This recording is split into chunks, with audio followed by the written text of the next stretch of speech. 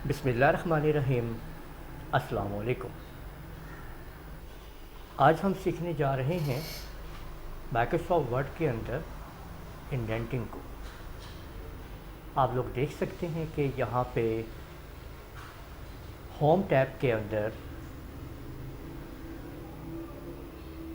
ये जो आपके सामने है पैराग्राफ सेक्शन के अंदर आप लोग देख सकते हैं यहाँ पे डिक्रीज़ और इंक्रीज़ इंडेंटिंग है।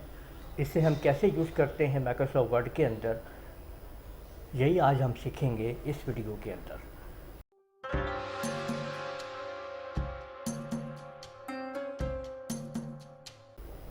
और इससे पहले अगर आप लोगों ने अभी तक मेरा चैनल सब्सक्राइब नहीं किया तो सब्सक्राइब कर लीजिए और साथ में बेल आइकन को प्रेस कर दिया करें ताकि आपको आने वाली मेरी तमाम वीडियो की नोटिफिकेशंस बर वक्त मिल सके।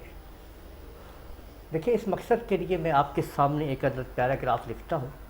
ये एक मैंने सैम्पल पैराग्राफ टाइप कर दिया है। अगर मैं यहाँ पे देखें कि इंक्रीज़ करता हूँ इंडेंट को, तो आप लोग देख सकते हैं कि ये इंडेंटिंग इंक्रीजिंग हो रही है, ये देखिए।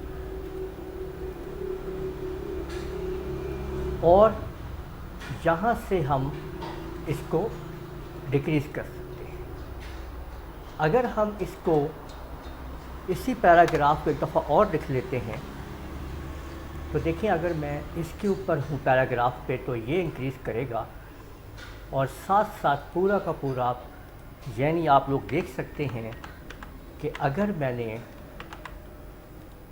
यहाँ पे एंटर प्रेस करने के बाद पेस्ट कर दिया है तो अब आप ये देख सकते हैं कि ये आपके सामने ये पैराग्राफ ऊपर वाला और नीचे वाला अलग अलग इंक्रीजिंग और डिक्रीजिंग आप कर सकते हैं।